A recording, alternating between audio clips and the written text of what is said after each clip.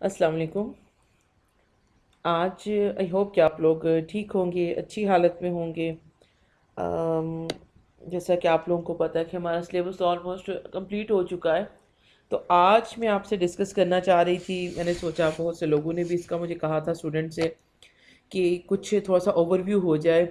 एक बार तो एक्चुअली मैं इसका ओवरव्यू दे भी चुकी हूँ, तो एक बार फिर थोड़ा सा आपके पास रिकॉर्डेड फॉर्म में एक तरह से आ जाएगी चीज़ें।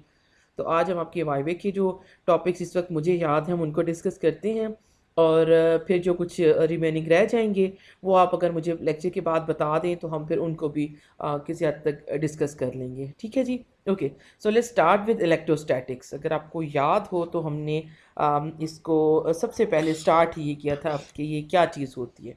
सो ये दो वर्ड से मिलके एक वर्ड बनता है इलेक्ट्रोस्टैटिक्स। सो इस ब्रांच ऑफ फिजिक्स बेसिकली जिसमें आप स्टडी करते हैं electric charges. Electro basically stand for electric charges और स्टैटिक्स है एट रेस्ट। तो हम इस फील्ड में या इस ब्रांच ऑफ साइंस में फिज़िक्स में स्टडी करते हैं चार्जेस को रेस्ट पे। आलमोस्ट आप इसको रेस्ट कह सकते हैं। ठीक है। सो सबसे इंपॉर्टेंट चीज़ जो हमारे पास आती है then that is what is electric charge. And electric charge is defined as an intrinsic property of particles. ये इंट्रिंसिक प्रॉपर्टी होती है। इंट्रिंसिक से मुराद ये है कि इस पर आपका जो इसकी प्रॉपर्टी है, इस पर इन्वायरमेंट का कोई आपके जो सराउंडिंग्स है उसका असर नहीं होता, या आपका उस पर कोई कंट्रोल नहीं होता। आप ये नहीं कर सकते हैं कि कुछ पार्टिकल हैं उनको आप एक तरह का चार्ज दे दें, किसी को दूसरी तरह का दें, किसी को चार्ज लेस बना दें या किसी को चार्ज बना दें।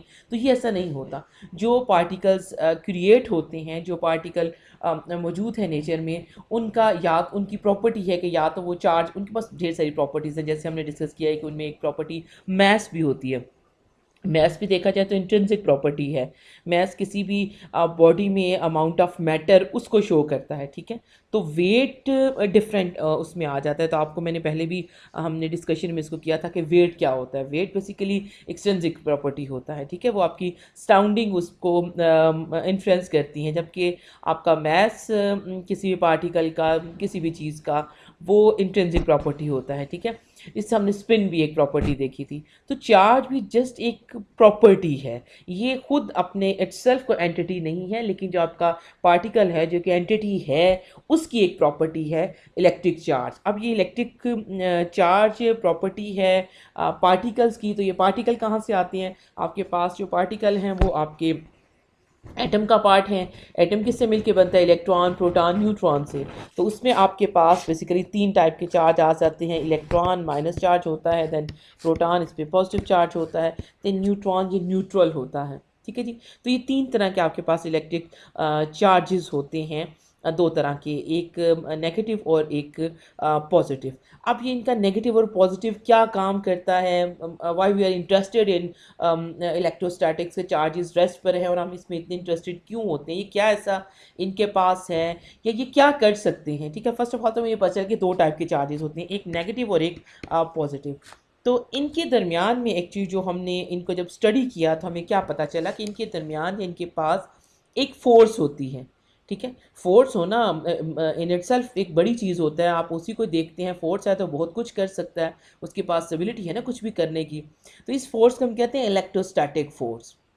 और ये फोर्स क्या होती है कि अगर आपके पास दो सेम चार्जेस अगर आ जाते हैं तो ये क्या करते हैं, एक दूसरे को रिपेल करते हैं। पॉजिटिव पॉजिटिव को रिपेल करता है और नेगेटिव नेगेटिव को रिपेल करता है। लेकिन अगर आपके पास अपोजिट चार्जेस आ जाएं तो ये एक दूसरे को क्या करते हैं, एक दूसरे को फिर ये अट्रैक्ट करते हैं। ये इनकी प्रॉपर्टी है इस चार्ज की। ये चार्ज क्या करता है कि ये इसके पास इलेक्ट्रो, हम कंबाइन कहते हैं इलेक्ट्रोस्टैटिक फोर्स है। बेसिकली इनके पास क्या है, force of attraction, electrostatic force of attraction and force of repulsion. ये एक दूसरे को अट्रैक्ट भी करते हैं और एक दूसरे को रिपेल भी करते हैं। ठीक है जी। यहाँ पे हमने ये देख लिया। अब हम ये देखते हैं कि जो हमारे पास चार्जेस होते हैं उनकी, इसके अलावा ये क्या, अच्छा एक हमने इसका देखा इसकी वैल्यू क्या होती है। ये 1.6 इंटू 10⁻⁻19 कूलम।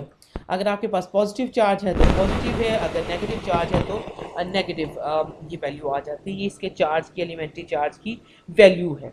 ठीक है जी। अब हमारे पास अगली चीज़ आती है चार्ज चार्ज क्वांटाइजेशन। अगर सिंपल वर्ड्स में आपको आपसे पूछा जाए या आपको बताया जाए कि चार्ज क्वांटाइजेशन क्या होता है तो इसका ये मतलब है कि charge is always integral multiple of elementary charge. ये जो n है this is 1 2 n is equal to 1 2 and 3 and so on. इसका क्या मतलब है कि इसकी वैल्यू 1.5 1.7 इस तरह से नहीं हो सकती। इसकी हमेशा मैं आपको एग्जांपल देती हूँ कि अगर एक कमरे में स्टूडेंट्स हैं कुछ, तो या तो वो 20 होंगे या 19 होंगे। अब 19.5 या 19.75 ये कोई फिजिकल मीनिंग नहीं है इस चीज़ का। ये जो चार्ज है आपका, ये वाला चार्ज जिसको हम डिस्कस कर रहे हैं, ये पार्टिकल, वो पार्टिकल फिजिकल पार्टिकल एंटिटी है एक, उसकी प्रॉपर्टी है। तो वो होगा या नहीं होगा, ये नहीं हो सकता कि आधा पार्टिकल यहीं पड़ा हुआ और आधा पार्टिकल नहीं है, ये नहीं होता। तो ये चीज़ शो करती है क्वांटाइजेशन ऑफ चार्ज, कि आपके पास अगर आपको किसी जगह पे किसी कोई भी आपके पास मटेरियल उस पर आप चार्ज फाइंड आउट करते हैं दैट इज़ क्यू, तो वो क्या करते हैं, वो जितने नंबर उसके पास होंगे चार्जेस के, नंबर किस में आएगा 1 2 3 4, और वो उसको आप मल्टीप्लाई करते हैं उसकी चार्ज की वैल्यू के साथ। ठीक है, एक्सपेरिमेंटली हम इसकी वैल्यू फाइंड आउट करते हैं चार्ज की। ठीक है जी, ये हमारे पास हो गया चार्ज क्वांटाइजेशन। तो इसमें समझें कि ये जो आपके पास है, इस इक्वेशन को आप बताएंगे, फिर आप बताएंगे n क्या है, e क्या है, q क्या है। q आपका जिस भी सिस्टम को आप कंसिडर करें उसका चार्ज है कि उस पर कितना चार्ज होगा, वहाँ पर कितने चार्जेस ऐड किए गए हैं, कितने चार्जेस रिमूव किए गए। यहाँ से आप नंबर ऑफ चार्ज भी फाइंड आउट कर सकते हैं ना, किसी इतना अगर कोई चार्ज है तो वहाँ पे चार्ज पार्टिकल कितने हैं तो आप बता सकते हैं कितने ऐड हुए हैं या कितने रिमूव हुए हैं। इस तरह की हमने प्रॉब्लम्स ऑलरेडी की हुई हैं। ठीक है जी, अब हम अगली चीज़ जो देखते हैं दैट इज़ चार्ज कंजर्वेशन। अब चार्ज कंजर्वेशन क्या होता है, कोई भी ऐसा आप समझें कि रिएक्शन हो जाए, कोई एक्सपेरिमेंट हो जाए जिसमें चार्जेस क्रिएट हो रहे हैं, डिस्ट्रॉय हो रहे हैं, तो हमेशा पेयर में क्रिएट होते हैं और पेयर में ही डिस्ट्रॉय होते हैं। मींस कि आपके पास लेट्स सपोज कि ए एक कोई था आपका पार्टिकल है, कोई भी उस पर चीज़ है और उस पर कोई चार्ज है, लेट्स सपोज मैं कहती हूँ +2 उसका चार्ज है। ठीक है, अब क्या होता है कि यहाँ अगर इसने उसी एक हम क्लोज सिस्टम की बात जहाँ पे करते हैं ना, इससे दूसरे पार्टिकल में कन्वर्ट होना है बी, जिसका मतलब है कि बी और से अगर दो पार्टिकल बन रहे हैं तो इनकी पॉसिबिलिटी क्या बनती है, इस रिएक्शन का पॉसिबल होगा या तो इसमें भी +2 चार्ज आ जाए बी पे और सी पे 0 हो जाए, या फिर आप क्या करेंगे कि यहाँ पे +1 अब यहाँ पे +1 -1 नहीं आ सकता। ठीक है, दूसरे ऑप्शन ये भी हो सकते हैं कि आप इस पे कोई बड़ा चार्ज है +3 लिया और यहाँ पे -1 तब यहाँ पर लें, तो ये डिफरेंट पॉसिबिलिटी है। लेकिन जो इंपॉर्टेंट चीज़ है चार्ज कंजर्वेशन आपको ये बताता है कि इक्वेशन के या आपके जो रिएक्शन है, जो आपका एक्सपेरिमेंट है, before experiment and after experiment charge number remain same. अगर यहाँ पे पहले +2 है तो आपको आफ्टरवर्ड्स भी क्या मिलना चाहिए, +2 मिलना चाहिए। ठीक है, ये चीज़ आपको चार्ज कंजर्वेशन कहलाती है। ठीक है जी, अच्छा जी, अब हम बात कर रहे थे कि चार्जेस के पास क्या होता है, चार्जेस के पास फोर्स होती है जिसको हम कहते हैं electrostatic force. It can be attractive और कैन बी रिपल्सिव। तो इस फोर्स को अगर आप कैलकुलेट करना चाहते हैं, फाइंड आउट करना चाहते हैं, तो आप क्या करते हैं, अब आपके पास एक लॉ है जो आपको बताता है कि F इज इक्वल टू के Q1 Q2/r²। ठीक है, इसका ये मतलब है जो इंपॉर्टेंट आपके फार्मूला आएंगे आपने उनको याद करना है, ये नहीं कि बस आप हवाई बातें करें तो वो एक्सेप्टेबल नहीं होंगी। ठीक है, अब यहाँ पे वो क्या मिलता है, ये आपकी इलेक्ट्रोस्टैटिक फोर्स है। ये इसकी दो समझिए कि आप पॉसिबिलिटीज़ हो सकती है, या ये फोर्स अट्रैक्टिव होगी या ये फोर्स क्या होगी, रिपल्सिव होगी। ओके, आपके पास दो चार्जेस हैं। ये फोर्स की लिमिटेशन ये है कि ये सिर्फ फोर्स फाइंड आउट कर सकते हैं बिटवीन टू चार्जेस। अगर हमने डिस्कस किया कि आपके पास यहाँ पे 100 चार्जेस और हो जाएं तो आप 100 के 100 को यहाँ पे ऐड नहीं कर सकते, ये लॉ है, ये नहीं बदल सकता, ये यही रहेगा। इसका ये मतलब है कि आप पहले फाइंड आउट कर सकते हैं force between Q1 and Q2, then Q1 and Q3, then Q1 and Q4, और फिर आप क्या कर सकते हैं, इनको सिंपल ऐड कर सकते हैं। ये एक वे है। ये फोर्स आपको बताती है, कूलम्स आपको बताता है कि फोर्स प्रोपोर्शनल है मैग्नीट्यूड ऑफ चार्जेस के, ओवर फोर्स प्रोपोर्शनल है 1/r² के। ये टाइप ऑफ चेंज है, आपको इससे ये पता चलता है कि F किस तरह से डिपेंड करता है Q1 Q2 पर, या F का रिलेशनशिप क्या है r² के साथ, जो कि डिस्टेंस है between charge Q1 and charge Q2। ठीक है जी, ये हमारे पास हो गया कूलम्स लॉ। ओके, इसके अलावा हमने बात की थी इलेक्ट्रिक फील्ड की। अब हम बात कर रहे हैं कि हमारे पास कोई पॉजिटिव चार्ज है तो इसके पास फोर्स ऑफ रिपल्शन भी है, फोर्स ऑफ अट्रैक्शन भी है। अब ये फोर्स का बिहेवियर क्या है, ठीक है, ये कैसे हमें पता चलता है, इसकी अंडरस्टैंडिंग हमने कुछ इस तरह बनाई कि आपके पास दूर के एक चार्ज पड़ा हुआ है, नेगेटिव चार्ज है। अब इस चार्ज को कैसे पता चलेगा कि हमने एक दूसरे को अट्रैक्ट करना है। या अगर सेम चार्जेस आ गए हैं तो इनको कैसे पता चलता है कि हमने एक दूसरे को रिपेल करना है। तो उसकी अंडरस्टैंडिंग में हम कहते हैं कि जो हर चार्ज एक आपका होता है उसके इर्द गिर्द कोई फील्ड, कोई रीजन, कोई स्पेस होती है जहाँ पर आप इसके फोर्स ऑफ अट्रैक्शन को या फोर्स ऑफ रिपल्शन को, या आप कहें कि उसके इलेक्ट्रोस्टैटिक फोर्स को आप फाइंड आउट कर सकते हैं। ठीक है, उस वहाँ पर उसका असर होता है। तो कैसे होता है, अब जो आपकी इलेक्ट्रिक फील्ड है इसको हम जानने के लिए एक कुछ इमेजिनरी लाइन यूज़ करते हैं जिसको हम कहते हैं electric field lines. Electric field lines आपके लिए क्या करती हैं कि वो बताती हैं आपको कि अगर मैं इस पॉइंट पे देखना चाहती हूँ कि यहाँ पे इलेक्ट्रिक फील्ड क्या है, तो हमें बताती हैं कि इसकी डायरेक्शन क्या होगी इलेक्ट्रिक फील्ड की। इसी तरह से ये कि अगर ये यहाँ पर पड़ा हुआ है या यहाँ पर पड़ा हुआ है तो यहाँ पर इसका मैग्नीट्यूड क्या होगा। ये जितना चार्ज से करीब होगा उतना ज़्यादा इलेक्ट्रिक फील्ड का वहाँ पे मैग्नीट्यूड होगा, जितना उससे दूर होता जाएगा उसका मैग्नीट्यूड वहाँ से कम होता जाएगा। ठीक है, तो ये हमारा हो गया इलेक्ट्रिक फील्ड। इस कोर्स में यू कैन से कि हमने ज़्यादा से ज़्यादा टाइम लगाया था ये फाइंड आउट करने के लिए कि किसी भी, पहले हमने एक पॉइंट चार्ज लिया उसकी वजह से कहीं पर इलेक्ट्रिक फील्ड क्या होती है, फिर हमने n नंबर ऑफ समझे सेपरेट चार्जेस को लिया, उनकी इलेक्ट्रिक फील्ड क्या होती है। उसके बाद फिर हमने ये काम किया था कि हमने एक सिस्टम लिया था जिसमें दो पार्टिकल्स थे, हमने उसकी इलेक्ट्रिक फील्ड फाइंड आउट की, फिर हम वन डायमेंशनल ऑब्जेक्ट पर आ गए, फिर टू डायमेंशन पे गए, फिर थ्री डायमेंशन पे गए। तो इस तरह से हम क्या फाइंड आउट करें, हम इलेक्ट्रिक फील्ड फाइंड आउट करना चाहते हैं, उस चार्ज बॉडी का हम इफेक्ट फाइंड आउट करना चाह रहे हैं किसी भी दूसरे डिस्टेंस पर, किसी भी दूसरे मुकाम पर। ठीक है, तो यहाँ पर हमने एक और चीज़ इंट्रोड्यूस करवाई थी, that was superposition principle.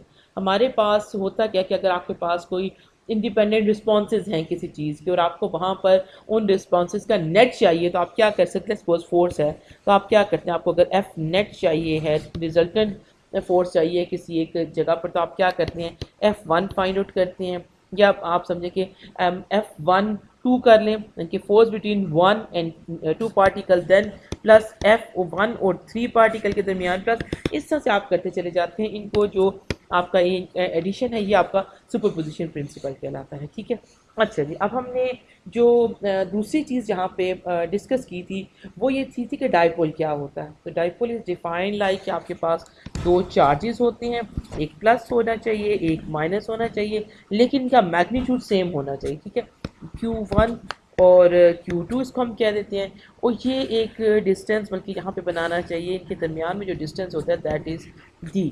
This setup is termed as electric dipole. ठीक है जी, अब आपने फाइंड आउट करना है कि इलेक्ट्रिक डाइपोल की, आपने इसको याद रखना है कि इलेक्ट्रिक फील्ड किसके बराबर होती है, वहाँ पर Q और R का आपस में क्या रिलेशनशिप आता है विद E। ओके, अगर मैं यहाँ पे लिखूँ इलेक्ट्रिक फील्ड वाले केस में जहाँ पे मेरे पास आया था, हम इसको डिफाइंड ऐसे करते हैं कि electric field E is equal to F over Q naught. F क्या है, एफ आपकी फोर्स है, क्यू नाट क्या है, आपका टेस्ट चार्ज है। ये ऐसे ही है कि ये आपका कोई चार्ज है, पॉइंट चार्ज है, और किसी एक फासले पर आपने एक दूसरा चार्ज रखा है जिसको आप कहते हैं कि ये क्यू नॉट है। ठीक है, ये क्यू वन हो गया। तो एफ बेसिकली क्या होता है, एफ आपका आ जाएगा के Q one Q naught over R square, अगर इसके दरमियान में डिस्टेंस आर है। ठीक है, ये आपके पास फोर्स बन जाती है। ओके जी, हम डाइपोल की बात कर रहे थे, उससे आपको ये पता चलेगा कि अगर मैं आपसे कहती हूँ कि अगर मैं आपसे ये कहती हूँ कि आप आर को कर दें इन्फिनिटी कर दें या ज़ीरो कर दें, तो आपकी जो इलेक्ट्रिक फील्ड है या जो आपकी इक्वेशन है उस पर क्या फ़र्क पड़ेगा। इस चीज़ को हमने बड़ी अच्छी तरह से डिस्कस किया है कि जब आप बात करते हैं 1 ओवर इन्फिनिटी वो किसके बराबर होता है, या 1 ओवर ज़ीरो किसके बराबर होता है, अनडिफाइंड हो जाता है, तो आप किस तरह से इसको करते हैं। ये चीज़ें आप जब आपने से मैंने कहा था कि potential energy, electric potential at infinity find out करें, तो उसमें भी आपको इस चीज़ से फ़ायदा हो सकता है। ठीक है, ये आपने यहाँ से समझें कि आप इसकी इलेक्ट्रिक फील्ड का फार्मूला आपके पास स्लाइड में मौजूद है, आप वो लिख लें और फिर इसको अंडरस्टैंड करें कि आर कहाँ पर है, जी कहाँ पर है, कौन सी ऐसी चीज़ें हैं जिनको हम आगे पीछे अगर वेरी करें तो हमारे पास इक्वेशन या इलेक्ट्रिक फील्ड चेंज हो जाती है। ठीक है जी, 1 मिनट मेरा हाथ लगने से छोटा हो जाता है।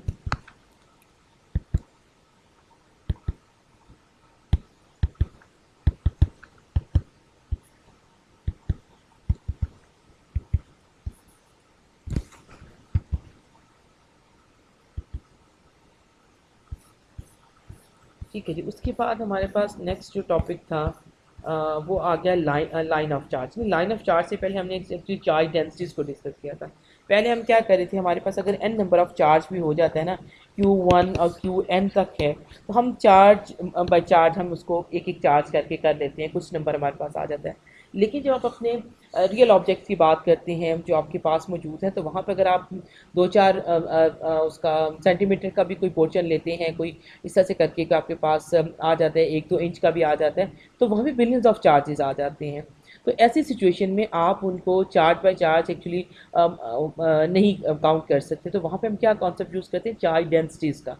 ठीक है, तो अगर आपके पास कोई लेंथ है तो उसकी चार्ज डेंसिटी को हम कहते हैं कि लैम्डा, ये लीनियर चार्ज डेंसिटी है, this is Q over length आ जाता है। इसी तरह से अगर आपके पास कोई एरिया है, लेट्स सपोज, तो आप उसको डायमेंशन का आ जाता है, तो वहाँ पे आप क्या करते हैं, आप क्यू पर यूनिट एरिया ले लेते हैं, या आप क्या, ये आई थिंक रो होता नहीं, ये रो नहीं होता, ये लैम्डा होता है, इसका नाम क्या होता है, ये सिग्मा आई थिंक होता है, और ये रो होता है। यहाँ पे क्या आपके पास होता है, चार्ज पर यूनिट वॉल्यूम। ठीक है, तो आप इस तरह से एक दो चार्ज को काउंट करने की बजाय आप वहाँ पर जो चार्ज होता है उसको per unit length, per unit area और पर यूनिट वॉल्यूम से हम उसको डिस्क्राइब करते हैं, और इसको हम चार्ज डेंसिटीज़ कहते हैं। चार्ज डेंसिटीज़ की ही डिस्कशन में हमने देखा था कि लेंथ ऑफ आर्क क्या होती है। बेसिकली आर्क क्या होता है कि ये आपका एक सर्कल का अगर मैं एक पोर्शन ले रही हूँ, तो ये इसके में थीटा होगा, ये आर उसका रेडियस है। तो ये जो गोल वाला पोर्शन आता है, इसकी लेंथ फाइंड आउट करने का क्या फार्मूला होता है, इसको हमने डिस्कस किया, इसको आर्क लेंथ कहते हैं। यहीं पर हमने एरिया ऑफ क्या उसे कहते हैं जी, सर्कल, वो फाइंड आउट किया था। इसी तरह से हमने यहाँ पर वॉल्यूम किसी सर्कल को स्फीयर का चाहिए तो वो किसके बराबर होता है। तो ये चीज़ें आप इस टॉपिक के अंदर देखेंगे, उनको समझेंगे। ठीक है, उसी तरह फिर आप यहाँ पे आपको पता होना चाहिए कि लाइन ऑफ चार्ज का ई क्या होता है, किस चीज़ के बराबर होता है। यहाँ पे जी क्या है, जी कौन सा डिस्टेंस है, यहाँ पे आर कौन सा डिस्टेंस है, ये आपको पता होना चाहिए। अगर आपसे कहा जाए कि अगर मैं इस आर को ज़ीरो करूँ तो इलेक्ट्रिक फील्ड की क्या वैल्यू आएगी, अगर मैं जी को ज़ीरो कर दूँ तो इलेक्ट्रिक फील्ड की क्या वैल्यू आएगी, तो ये चीज़ आप इसको इस ध्यान से देखेंगे कि किस तरह से चीज़ें आपस में मल्टीप्लाई हो रही हैं। जिस चीज़ को आप ज़ीरो रखना है, आप उस पूरी इक्वेशन में उसकी वैल्यू को ज़ीरो करके देखेंगे कि आपके पास इक्वेशन की क्या फॉर्म आती है, क्या शक्ल आता है।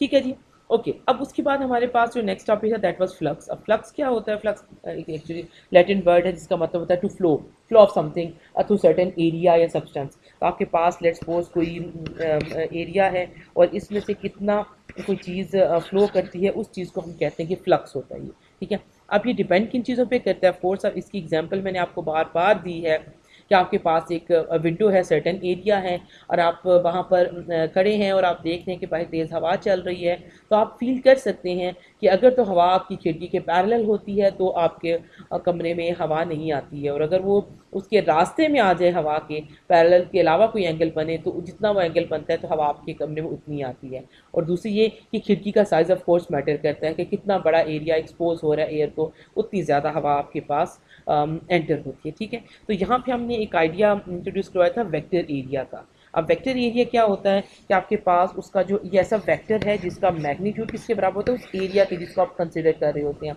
और इसकी समझे कि ये आपका कोई एरिया अगर मैं बनाऊँ, तो यहाँ से उसकी जो डायरेक्शन है वो परपेंडिकुलर होती है, उसके नॉर्मल हम कहते हैं, नॉर्मल टू द सरफेस, और आउटवर्ड होती है। ठीक है, अगर एक आपके पास कोई सरफेस है, हम उसे कहते हैं कि भाई ये मेरा राइट है, ये इसका, अगर इसके बैक वाले का मैं देखना चाहूँ तो वो दूसरी साइड पे जाएगा, तो नॉर्मल भी होती है लेकिन आउटवर्ड होती है। अगर आपके पास लेट्स सपोज आप दीवार को अपने, या आप समझिए कि आपने एक पेपर अपने टेबल पे रखा है, तो उसकी जो ऊपर वाली सरफेस है जो आपको, जिसको आप फेस कर रहे हैं, उसकी डायरेक्शन टुवर्ड्स योर रूफ होगी, छत की तरफ उसकी जा रही है, और जो उसकी नीचे वाली आपके टेबल या पेपर का जो नीचे वाली सरफेस है, उसका जो वेक्टर एरिया की डायरेक्शन है वो डाउनवर्ड होगी, वो ज़मीन की तरफ होगी। सो इट डिपेंड्स कि आप किस तरफ, आपकी सरफेस कहाँ पड़ी हुई है। और इसका जो मैग्नीट्यूड होता है वो जो सरफेस का एरिया होता है, because area is a scalar quantity, area का तो अपना नहीं होता ना, डायरेक्शन नहीं होती, तो वो एरिया का जो वो है वो उसका मैग्नीट्यूड होता है, जो भी एरिया की वैल्यू है। लेट्स सपोज कि आपके पास एक स्क्वायर है 2x2 का, तो इसका ये मतलब है कि 4 मीटर आपकी उसका एरिया हो गया, तो ये उसका मैग्नीट्यूड होगा, और डायरेक्शन आपको पता है को क्या होगी, यहाँ से आउटवर्ड आपकी तरफ आ रही है, बाहर को आ रही है, तो ये उसकी डायरेक्शन हो जाती है। ठीक है, अगर इसी तरह से आप इलेक्ट्रिक फ्लक्स को करना चाहते हैं, तो जो इलेक्ट्रिक फील्ड लाइन आपकी, या जो भी इलेक्ट्रिक फील्ड की इंटेंसिटी है किसी सर्टेन एरिया से जो वहाँ से पास करेगा, तो उसको हम कहते हैं कि ये इलेक्ट्रिक फ्लक्स देता है। ठीक है, इस इलेक्ट्रिक फ्लक्स को हमने किस चीज़ के लिए समझा या हम क्या करना चाह रहे थे, तो वो हमने इसको यूज़ किया था गॉसेस लॉ में। गॉसेस लॉ की एप्लीकेशन एक्चुअली ये आपको उससे मिलता है कि जब हम पीछे इलेक्ट्रिक फील्ड फाइंड आउट कर रहे थे तो हमने अच्छी खासी तगोदो की। पहले हमने उसका छोटा सा एक स्मॉल पैच लिया ये फाइंड आउट करने के लिए कि वहाँ पर उसको हम एक्चुअली अप्रॉक्सीमेट कर रहे थे पॉइंट चार्ज पर कि एक ही चार्ज है, इतना छोटा सा हम इसका पैच लेते हैं। फिर वहाँ से हम अप्रॉक्सीमेशन लगाते लगाते उसको लेकर आते हैं रियल अपनी सरफेस पे, वहाँ पर फिर हम इंटीग्रेशन करते हैं। कैलकुलस का हमने यूज़ किया, हमने सोचा कि जो चेंज है that is small and continuous, तो हमने वहाँ पे इंटीग्रेशन को यूज़ करते हुए गॉसेस लॉ बेसिकली आपको क्या देता है, आपको डायरेक्ट इलेक्ट्रिक फील्ड की वैल्यू मिलती है। ठीक है, इसमें क्या होता है कि phi is equal to Q charge enclosed over epsilon naught, ये कांस्टेंट है एप्सिलॉन नॉट आपका। और फाई क्या है, फाई बेसिकली फाई के अंदर आपके पास इलेक्ट्रिक फील्ड और उसका वेक्टर एरिया मौजूद है। तो यहाँ से आपको इलेक्ट्रिक फील्ड मिल जाती है। अगर तो इलेक्ट्रिक फील्ड यूनिफॉर्म है उसको आप बाहर निकाल देते हैं, तो जब इंटीग्रेट करते हैं डी ए को तो आपको ए मिल जाता है, तो वो ई ए के बराबर आ जाती है। ठीक है, तो ये चीज़ें इस तरह से गॉसेस लॉ आपको एक्चुअली स्ट्रेट फॉरवर्ड इंफॉर्मेशन देता है किसी भी ऑब्जेक्ट की, किसी भी चीज़ की, किसी दूसरे पॉइंट पे इलेक्ट्रिक फील्ड की, जब अपने वैल्यू फाइंड आउट करनी हो। ठीक है, यूजिंग इलेक्ट्रिक फ्लक्स। ठीक है जी, और दूसरा आपको ये चार्ज इनक्लोज बताता है। लेट्स सपोज आपके पास कोई गॉसियन सरफेस है, मैं कहती हूँ यहाँ पे Q1 है, लेट्स सपोज 5 कूलम है। ठीक है, अब इसके इर्द गिर्द यहाँ पे बहुत सा चार्ज मौजूद हो, कहीं 10 कूलम पड़ा हुआ है, कहीं 20 कूलम पड़ा हुआ है, तो मैं कहूँ अब यहाँ पे चार्ज कितना है, तो गॉसेस लॉ आपको चार्ज बताता है दैट इज चार्ज इनक्लोज्ड। ठीक है, इसका ये मतलब है कि इसका जवाब सिंपल 5 कूलम होगा। ओके जी, इसके अलावा इसी चैप्टर में हमने थोड़ा सा डिस्कस किया था कंडक्टर को। हमने कहा कंडक्टर के पास जो एक्सेस चार्ज अगर आप उसको दें तो वो कहा जाता है, तो कंडक्टर उसको अपने सरफेस पे अरेंज करता है। ठीक है, ये आपका पास एक क्वेश्चन था, उसका वे है कि किस तरह से चार्ज को टैकल करता है, तो हम ये कहते हैं कि अपने पास सरफेस पे इसको अरेंज कर देता है। ठीक है जी। ओके जी, अब हम बात करेंगे अब पोटेंशियल एनर्जी के बारे में। अगर आप बात करते हैं सिर्फ पोटेंशियल एनर्जी की, तो it's type of energy which is associated with the position of an object. और इसकी इससे इसमें होता क्या है कि आप ग्रेविटेशनल फोर्स के अंडर उसमें काम करते हैं कि आप एक ऑब्जेक्ट को किसी एक मतलब दूसरे ऑब्जेक्ट के रिस्पेक्ट से किसी एक पोजीशन पर लेके जाते हैं। मींस लेट्स सपोज हम इसको हाइट के साथ करते हैं कि आप किसी बॉडी को उसके ग्रेविटेशनल फोर्स में काम करते हुए उसको किसी हाइट पर लेके जाते हैं, तो विच मीन्स अगर आप वहाँ से उसको रिलीज़ करते हैं वो कोई ना कोई काम करती है। ठीक है, तो इस तरह से हम पोटेंशियल एनर्जी को करते हैं। बेसिकली एनर्जी को हम दो फॉर्म्स में करते हैं, kinetic energy, energy associated with moving objects, और potential energy, energy associated with the position of the object. ठीक है, इस तरह से हम इसको पोटेंशियल एनर्जी को डिफाइन करते हैं। ठीक है, बेसिकली पोटेंशियल का मतलब ही होता है कि ये कोई कैपेसिटी होती है कुछ करने की, किसी ऑब्जेक्ट की, किसी चीज़ की, उसको इन फ्यूचर, तो हम इसलिए इसको पोटेंशियल एनर्जी कहते हैं। ठीक है, अब चूँकि आपको पता है हमने बड़ी लंबी इसकी डिस्कशन भी की थी कि जो पोटेंशियल एनर्जी है, ऑफ कोर्स अगर एक मैस है तो मैस पे डिपेंड करती है, और अगर आपके पास इलेक्ट्रॉन जैसे पार्टिकल्स आ जाएं जो चार्ज पार्टिकल हैं, उनका मैथ इतना कम है, इतना माइनर है कि उनके ऊपर ग्रेविटेशनल फोर्स से तो कोई फ़र्क नहीं पड़ता। इसका ये मतलब है कि पोजीशन से भी उनको फ़र्क नहीं पड़ता। लेकिन आपको पता है कि जो आपके पास चार्जेस हैं उनके इर्द गिर्द क्या है, इलेक्ट्रिक फील्ड है। इसका ये मतलब है कि इलेक्ट्रिक पोटेंशियल बेसिकली वो इलेक्ट्रिक वो पोटेंशियल एनर्जी है जो कि एक चार्ज पार्टिकल, पोटेंशियल एनर्जी को भी आप इसे डिफाइन कर सकते हैं, जो कि इलेक्ट्रिक फील्ड की वजह से उसके पास जो एनर्जी आती है। ठीक है, और potential energy per unit charge is termed as electric potential. ठीक है, इसको हमने वर्क डन की फॉर्म में भी डिस्कस किया है। हमने change in potential, electric potential को देखा था, जो आपके पास आपका डेल्टा वी था। ये जो कैपिटल वी है बेसिकली ये इलेक्ट्रिक पोटेंशियल है, ये वेलोसिटी नहीं है। ठीक है, वी एफ माइनस वी आई हमने इसको डिफाइन किया इनिशियल से फाइनल का, और इसी बेस पे हमने इसको डिफाइन किया था कि ये पाथ इंडिपेंडेंट होता है। पाथ इंडिपेंडेंट किस तरह से होता है कि आप, सॉरी एक मिनट जी, थोड़ा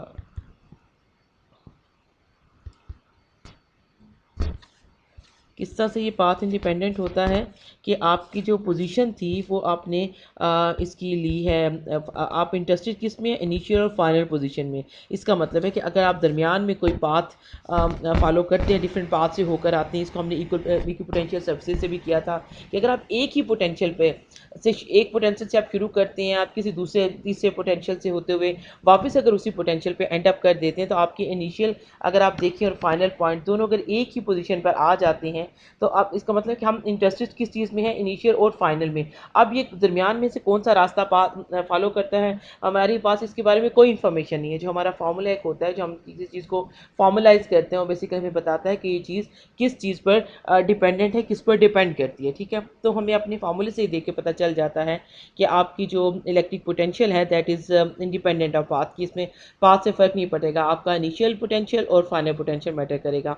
यहाँ पर आपकी जो आपका वी किसके बराबर है, इसको आपको पता होना चाहिए, क्योंकि इसकी बेस पे हम डिफाइन करते हैं कि वी इन्फिनिटी की क्या वैल्यू आएगी, वेदर इट इज़ इन्फिनिटी और ज़ीरो। इसको हम डिफाइन करते हैं जब आपके पास फार्मूला होगा वी का। ठीक है, उसमें आप देखेंगे कि डिस्टेंस अगर आपका इन्फिनिट हो जाए तो उससे क्या मुराद होता है, अगर आपका डिस्टेंस ज़ीरो हो जाए तो उससे क्या मुराद होता है। ठीक है जी, ये चीज़ें आप इसको देखेंगे, आपको ये फार्मूला पता होना चाहिए। फिर वही कि आपका जो electric potential of positive charge है, electric potential because of positive charge वो क्या होता है, और electric potential because of negative charge वो क्या होता है। ठीक है जी, ये चीज़ें इसमें आ जाएंगी।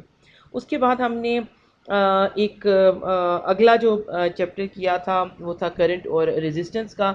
उसमें सबसे पहले जो हमने एक रिलेशनशिप समझा कि आपके पास एक क्लोज सर्किट है और उसमें आपका कोई वोल्टेज वी आपने उस पर अप्लाई किया है, कि वहाँ कोई करंट आई है, और आपके पास जो रेजिस्टेंस है उस सर्किट की वो उसमें आर है। तो जो ओहम्स लॉ है वो आपको बताता है कि वी प्रोपोर्शनल है करंट के, ये डायरेक्ट रिलेशनशिप होता है। और you can say V is equal to R I. ठीक है, अब आर क्या है, रेजिस्टेंस है, और आई क्या है, करंट, और वी क्या है, आपका वोल्टेज। तो ये आपके पास एक रिलेशनशिप है, और ये आपको ये बताता है कि वी डायरेक्टली प्रोपोर्शनल है करंट के आपका वोल्टेज। ठीक है, इसी तरह से हमने एक और चीज़ को यहाँ पे डिफाइन किया, दैट वाज करंट। करंट जो ये वाला करंट है ये आई है, और ये किसके बराबर होता है, आपका Q ओवर टी। ठीक है, इसका rate of change of current है वो आप सॉरी चार्ज आपको क्या देता है, करंट देता है। इसका यूनिट आपको पता होना चाहिए कि इसका यूनिट क्या होता है। ठीक है, ये मैंने इसका नाम लिखा है, आपने यूनिट इसका चेक करना है। उसके बाद जो हमारे पास है एक quantity that were resistance and resistivity. ठीक है, यहाँ पे नीचे में रेजिस्टेंस लिखा है, ऊपर मैंने इसको रेजिस्टेंस के साथ इसको बताने की कोशिश की है।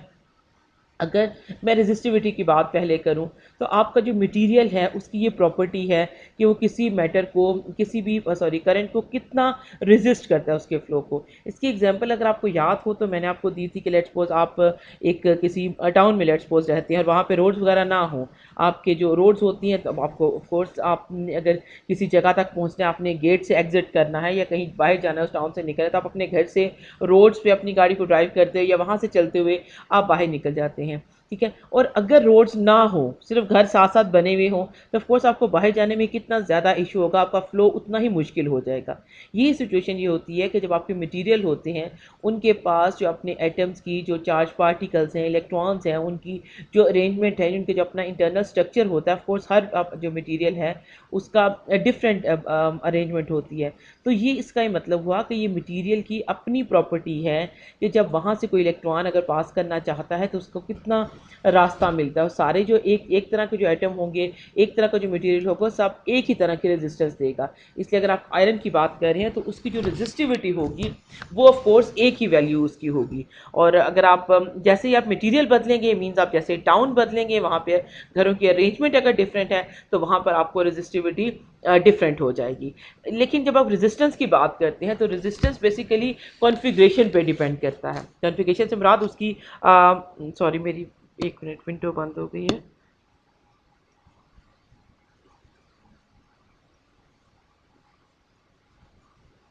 जी, वो क्या करता है कि उसकी कॉन्फ़िगरेशन पे डिपेंड करता है। उसकी मिसाल मैं एक इस तरह से दे सकती हूँ कि जैसे आपके पास एक खुली रोड है और एक तंग रोड है। ठीक है, अब आपने अगर एक खुली रोड पे मूव करना है तो ऑफकोर्स वहाँ पर आपको रेजिस्टेंस कम मिलेगी, और भी तो गाड़ियाँ आपके साथ मूव कर रही हैं।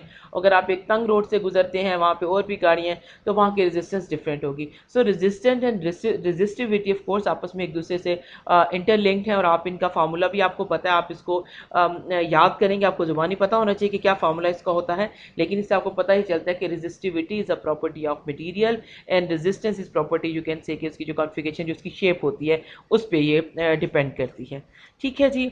इसके बाद हमारे पास एक और चीज़ आती है, that is conductivity. Of course resistive जो आपकी रेजिस्टिविटी है, या उसका आपकी जो है वो उसका अपोजिट है। कोई चीज़ किसी करंट को फ्लो में कितनी वो है प्रॉब्लम होती है, कितनी उसमें हिंड्रेंस उसको मिलती है, वो आपकी आ रही है, उसका जो अपोजिट होगा दैट इज़ कंडक्टिविटी, कि कितना ज़्यादा वहाँ से करंट कंडक्ट करता है, या उसकी कितनी ज़्यादा ये चीज़ है कि वो उसको कंडक्ट करे, तो वो कंडक्टिविटी में वो चीज़ आ जाती है। ठीक है। इसके बाद हमने एक और चीज़ डिस्कस की थी पावर की, कि आप कोई पावर देखना चाह रहे हैं किसी सर्किट की, तो पावर किसके बराबर होता है, आई वी के। ठीक है। बहुत से बच्चों ने इसमें भी थोड़े से कंफ्यूज हुए, ने मुझसे ये पूछा कि अगर आई है जो बाकी के फार्मूले हैं उनको क्या करें।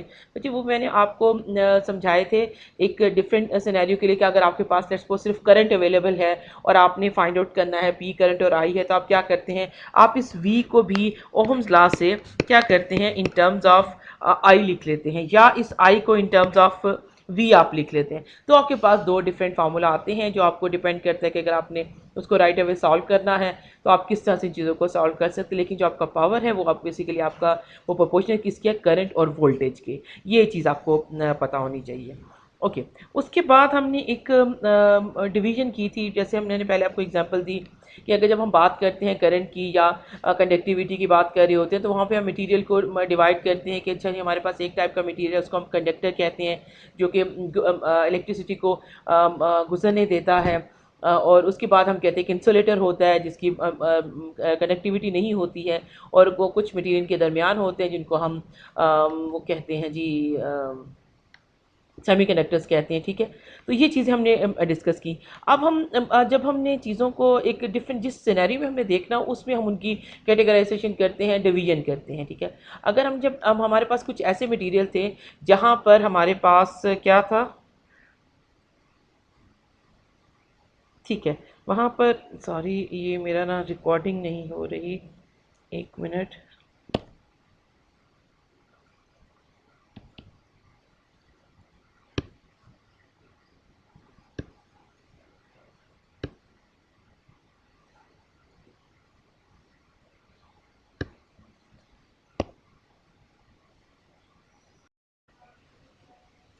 ओके जी।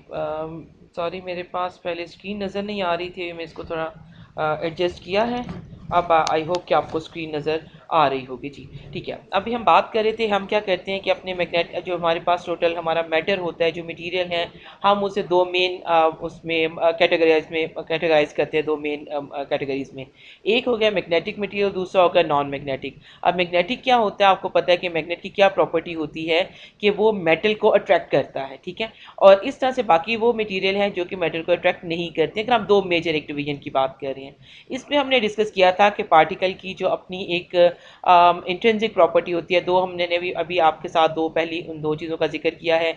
एक है जी आपकी चार्ज है, इलेक्ट्रिक चार्ज है। दूसरी इसकी जो इंट्रिंसिक प्रॉपर्टी है दैट इज़ मैस, और तीसरी हम जो अभी जिक्र कर रहे हैं दैट इज़ स्पिन।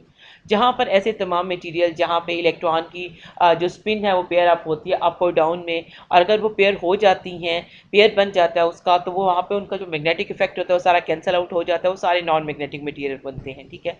और इलेक्ट्रॉन जिनके ऐसे मटेरियल जिनके एटम में इलेक्ट्रॉन इस तरह से अरेंज होते हैं कि वो स्पिन को कैंसिल आउट नहीं करते, तो वहाँ पे उसके साथ जो एसोसिएट मैग्नेटिक फील्ड होती है वो कैंसिल आउट नहीं होती, और वो सारे के सारे मटेरियल मैग्नेटिक हो जाते हैं, मीन्स वो मैटर को अट्रैक्ट करते हैं। ठीक है। हमने इस तरह से एक डिस्कशन की मेजर मैग्नेटिक मटेरियल के हवाले से। ठीक है।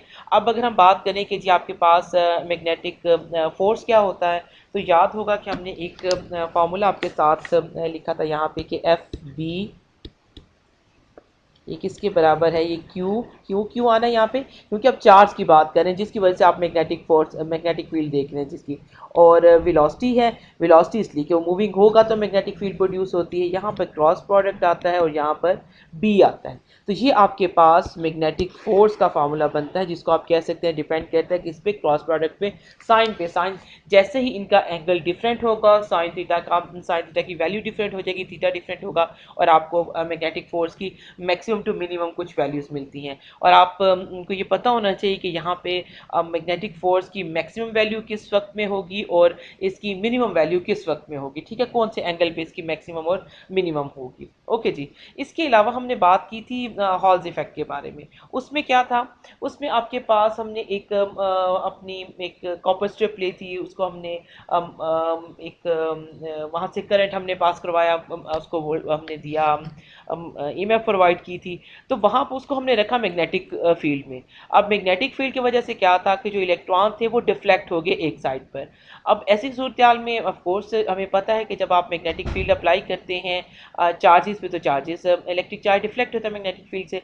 लेकिन वहाँ पर ये होता है कि आपके जब चार्जेस एक साइड पे इलेक्ट्रॉन इकट्ठा होना शुरू हो जाते हैं, यानी कि डिफ्लेक्ट होना शुरू हो जाते हैं, तो जो दूसरी साइड होती है वहाँ पर डिप्लीशन हो जाती है नेगेटिव चार्ज की है, समझिए कि आप कह लें क्या, वहाँ पे आप कहते हैं कि पॉजिटिव चार्ज ज़्यादा हो जाता है। इस नेगेटिव और पॉजिटिव चार्ज की वजह से वहाँ पे इलेक्ट्रिक फील्ड प्रोड्यूस हो जाती है। जब आपकी इलेक्ट्रिक फील्ड जो कि प्रोड्यूस हो रही है उस पोटेंशियल डिफरेंस की वजह से, ठीक है, वो बराबर हो जाए आपकी उसके मैग्नेटिक फील्ड के, या मैं इसको ये इस तरह से करूँ कि एफ ई ये आपकी इलेक्ट्रिक फोर्स है, force because of electric field है, और यहाँ पे आपके पास एफ बी आ जाए, फोर्स है बिकॉज ऑफ मैग्नेटिक फील्ड। अगर ये दोनों बराबर हो जाएं तो आपके जो पार्टिकल्स हैं, जो चार्जेस हैं, वो डिफ्लेक्ट नहीं होते अपने पाथ से, ठीक है जी।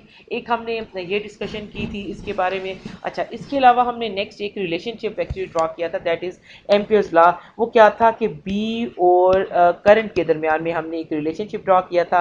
तो वो आ जाता है बी, और बेसिकली यहाँ पे अगर मैं इसको लिखना चाहूँ इंटेग्रल फॉर्म में, तो ये होता है B dot D S is equal to epsilon naught I, this is current, epsilon naught is constant. तो ये जो है बी कांस्टेंट बाहर चला गया। ये जो चीज़ होती है डी एस, ये जो आपका, लेट्स सपोज ये आपका करंट जा रहा है और ये आपके पास उसका इर्द गिर्द जो मैग्नेटिक फील्ड बनती है, तो ये जो उसका रेडियस है दैट इज आर।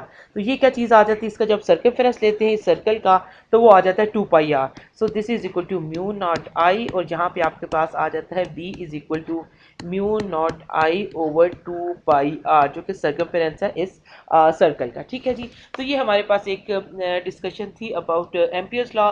इसको आपको पता होना चाहिए कि इसमें बी क्या है, म्यू नॉट क्या है, आई क्या है। ओके जी। इसके बाद हमने बात की थी फैराडेज लॉ की। Faraday's law basically Faraday laws of induction हम इसको कहते हैं। ये आपको बेसिकली प्रोवाइड करता है रिलेशनशिप, आप कह लें इलेक्ट्रोमोटिव फोर्स का और चेंजिंग मैग्नेटिक फील्ड का। मैग्नेटिक फील्ड का अगर आप, मैं इसको लिखना चाहूँ कि इसका फार्मूला किसके बराबर होता है, तो ये induced EMF is equal to minus, यहाँ पे डी लिखते चले, क्योंकि हम डी लिखते हैं D phi B over D T, ठीक है, चेंज इन मैग्नेटिक फ्लक्स। अब बी फाइव बी क्या है, phi B is integral B dot D A. बेटा जब डॉट लिखा जाता है इसका मतलब है कि हम वेक्टर्स की बात कर रहे हैं, ठीक है। और अगर आप डॉट लिख रहे हैं और साथ में इंटेग्रल आएगा, बी कांस्टेंट हो, तो ये B dot B D A के बराबर आ जाएगा। ए को आप करेंगे तो आपके पास मैग्नेटिक फ्लक्स क्या आ जाएगा, बी ए। उसके लिए जहाँ पर आपके पास बी कांस्टेंट हो, ये मींस यूनिफॉर्म हो।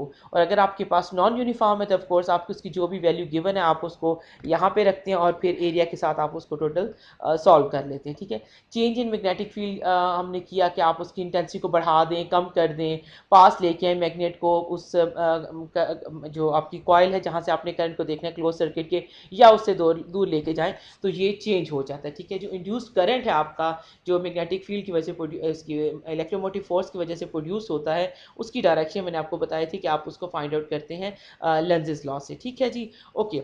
अब दूसरी चीज़ आपके पास यहाँ पे फेडरल लॉ में ये भी हमने थोड़ा सा देखा था, अगर आप डायरेक्शन के पॉइंट से देखना चाहें तो आप अपने राइट हैंड रूल से मैग्नेटिक फील्ड की डायरेक्शन निकालते हैं कि अगर वो टुवर्ड्स द पेज है या इनटू द पेज है, आउट ऑफ द पेज है, तो आपका थंब उस चीज़ को शो, उसकी मैग्नेटिक फील्ड की डायरेक्शन को शो करता है। तो जो आपकी उंगलियां कर्ल होती हैं वो आपको करंट की डायरेक्शन देती हैं। तो जहाँ पर आपके जो आपकी मैग्नेटिक फील्ड है अगर वो इनटू द पेज है, तो आप अपने जो आपका थंब है उसको इनटू द पेज रखते हो, अपनी अपनी उंगलियों को कर्ल करके देखते हैं कि क्लॉकवाइज है कि एंटी क्लॉकवाइज है। और इसी तरह जो इंड्यूस मैग्नेटिक फील्ड हमने कहा था वो उसके अपोजिट, उसको अपोज करती है अपनी जो उसको कॉज करता है उसका, ठीक है। तो उसका ये मतलब है कि उस जो इंड्यूस मैग्नेटिक फील्ड होगी उसकी डायरेक्शन उससे अपोजिट होगी जो मैग्नेटिक फील्ड आपने चेंज कर रहे हैं, जिसने उस मैग्नेटिक फील्ड को प्रोड्यूस करना है।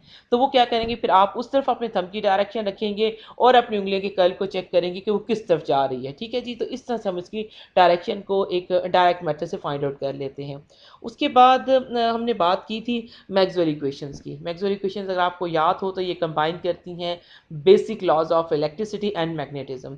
इसमें हमने 4 लॉज को डिस्कस किया। ये आपकी स्लाइड्स में ये इक्वेशन मौजूद है, मुझे यहाँ लिखने की ज़रूरत नहीं है। अगर आप अपनी उसमें जाके देखेंगे अपनी स्लाइड में, तो आपके पास 4 इक्वेशंस है। पहला आपका लॉ है that is Gauss's law for electricity, वो जो हमने ऊपर डिस्कस किया है कि phi is equal to Q enclosed over epsilon naught. उसके बाद आता है Gauss's law for magnetism, that is ये जो आपके पास आ जाता है phi is equal to B dot D L, आपके पास D A this is equal to zero, ठीक है। ये जो चीज़ है ये आपके पास गॉसेस लॉ फॉर मैग्नेटिज्म आ जाता है। इसके बाद फैराडे लॉ आ जाता है, ये वाली इक्वेशन आ जाती है। इसके बाद एम्पियर्स लॉ, फोर्थ इक्वेशन आपके पास आती है एम्पियर्स लॉ की। लेकिन एम्पियर्स लॉ में एक तो ये जो इक्वेशन है ना ये वाली, ये आपके पास आती है। लेकिन यहाँ पर एक चेंज मैक्सवेल ने इंट्रोड्यूस करवाया था, जहाँ पर उसने कहा था कि जब आपके पास चेंजिंग इलेक्ट्रिक फील्ड है वो बेसिकली मैग्नेटिक फील्ड को इंड्यूस करती है, ठीक है। तो आपके पास जो फार्मूला फिर आ जाता है, इसका जो लॉ आ जाता है that is P D L कर लें या डी एस कर लें, that is equal to mu naught I. ये तो एम्पियर्स का फार्मूला हो गया। उसने साथ में प्लस क्या किया था 1/c²। ये 1/c² आपका कांस्टेंट हो गया। और यहाँ पे आपके पास क्या आ जाता है, इंटीग्रेशन आती है और साथ में आपके पास क्या आ जाता है, उसका curl E over curl T आ जाता है। मीन्स चेंज इन इलेक्ट्रिक, यहाँ पे ये आ जाएगा इलेक्ट्रिक, ठीक है जी। तो आप इस तरह से इसको ये समझे कि इसके अंदर एक जो चेंजिंग इलेक्ट्रिक फील्ड है उसका एक पोर्शन ऐड हो जाता है इसके अंदर इलेक्ट्रोमैग्नेटिक मैक्सवेल इक्वेशंस में। तो आप इनके ये इक्वेशंस आपको गिवन है, आप वहाँ से इनको देख सकते हैं। और यही इक्वेशंस आप याद करेंगे जो इसमें गिवन है, क्योंकि इसके अलावा इसकी डिफरेंट डिफरेंशियल फॉर्म भी होती है, कुछ और फॉर्म्स भी आप देखेंगे तो वो फिर आप उसको बता नहीं पाएंगे कि यहाँ पर इसको आपको नज़र क्या आ रही है, क्या चीज़ है, ठीक है जी। ये चीज़ हो गई। इसी के बेस पे फिर हम इलेक्ट्रोमैग्नेटिक वेव्स को डिफाइन करते हैं कि ऑसिलेशन होती हैं इन स्पेस इलेक्ट्रिक फील्ड और मैग्नेटिक फील्ड की, और ये परपेंडिकुलर होती हैं एक दूसरे के भी, और अपने जो प्रोपोगेशन है उसके भी ये परपेंडिकुलर होती हैं, ठीक है जी। इसके अलावा इसकी डिफरेंट फ्रिक्वेंसीज होती हैं और जो इनकी स्पीड होती है दैट इज़ 3 × 10⁸ मीटर पर सेकेंड होती है। और नामों में आप इनके देखते हैं कि रेडियो वेव्स हैं और माइक्रोवेव्स हैं, इंफ्रारेड हैं, आपके पास आपकी अपनी लाइट है, इसी तरह से आपके पास अल्ट्रा वायलेट हैं, एक्स रेज हैं, गैमा रेज हैं। इनके सारे यूजेस वगैरह भी मैंने आपको बताए थे। और हम इनको डिफरेंट नाम क्यों देते हैं, सारी की सारी इलेक्ट्रोमैग्नेटिक रेडिएशन है, इलेक्ट्रोमैग्नेटिक वेव्स हैं। डिफरेंट नाम इनके कहाँ पर होते हैं, जहाँ पे इनकी एनर्जी डिफरेंट होती है वहाँ पे इनका नाम डिफरेंट हो जाता है, क्योंकि जब इनकी एनर्जी डिफरेंट होगी तो इनकी प्रॉपर्टी डिफरेंट हो जाती है। तो इस बेस पे इनका जो नाम है वो भी डिफरेंट हो जाता है, ठीक है। तो ये सारी चीज़ें इस वक्त मेरे जहन में थी जो मैंने आपको बता दी हैं। अब ये है कि आप लोग इन टॉपिक्स को देख लें। अगर मैंने कोई इस वक्त मुझे अब याद नहीं आ रहा कि मैंने और आपको क्या टॉपिक्स लिखवाए थे। अगर आपको लगता है कि इसके अलावा भी हमारे पास कुछ और टॉपिक्स थे तो वो भी आप मुझे बता दें, तो मैं उसका भी आपको थोड़ा सा उनका आपके साथ उसकी डिस्कशन कर लूँगी। या इसके अलावा जो बात मैंने आपको बताई है उनमें से आपको लगता है कि कुछ बातें आपको समझ नहीं आई हैं या आप उसको दोबारा से करना चाहते हैं, पूछना चाहते हैं, तो आप उसको मेरे साथ डिस्कस कर सकते हैं, ठीक है जी। ओके जी। अब इसको हम यहीं पर एंड करते हैं। अल्लाह हाफ़िज़।